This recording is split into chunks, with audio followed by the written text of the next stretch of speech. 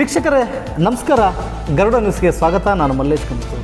ವೀಕ್ಷಕರ, ದಿನಾಂಕ 11/9/2024ರಂದು ಡಿವೈಎಫ್ಐ ಬಳ್ಳಾರಿ ಜಿಲ್ಲಾ ಸಮಿತಿಯ ನೇತೃತ್ವದಲ್ಲಿ ಬಳ್ಳಾರಿ ಜಿಲ್ಲಾಧಿಕಾರಿಗಳ ಕಚೇರಿ ಮುಂದೆ ಪ್ರತಿಭಟನಾ ಧರಣಿ ನಡೆಸಿ ಕರ್ನಾಟಕ ರಾಜ್ಯ ಸರ್ಕಾರ ಬಳ್ಳಾರಿ ಜಿಲ್ಲೆಯ ಸಂಡೂರು ತಾಲೂಕಿನ ತೋರಣಗಲ್ಲು ವ್ಯಾಪ್ತಿಯ ಕುರಿಕುಪ್ಪ ಗ್ರಾಮದಲ್ಲಿ ಸರ್ಕಾರಿ ಭೂಮಿಯು ಸುಮಾರು 3,667 ಎಕರೆ ಭೂಮಿಯನ್ನು ಕ್ರಯಪತ್ರದ ಮುಖಾಂತರ 1 ಎಕರೆಗೆ ಕೇವಲ 1,20,000 ರೂಪಾಯಿಗಳಿಗೆ ಮಾರಾಟ ಮಾಡಲು ನಿರ್ಧರಿಸಿರುವ ರಾಜ್ಯ ಸರ್ಕಾರದ ಸಚಿವ ಸಂಪುಟದ ಕ್ರಮವನ್ನು ಡಿವೈಎಫ್ಐ ಬಳ್ಳಾರಿ ಜಿಲ್ಲಾ ಸಮಿತಿಯು ತೀವ್ರವಾಗಿ ಖಂಡಿಸಿ ಸಚಿವ ಸಂಪುಟದ ಈ ನಿರ್ಣಯವನ್ನು ಈ ಕೂಡಲೇ ವಾಪಸ್ಸು ಪಡೆಯುವಂತೆ ಬಲವಾಗಿ ಒತ್ತಾಯಿಸಿತು.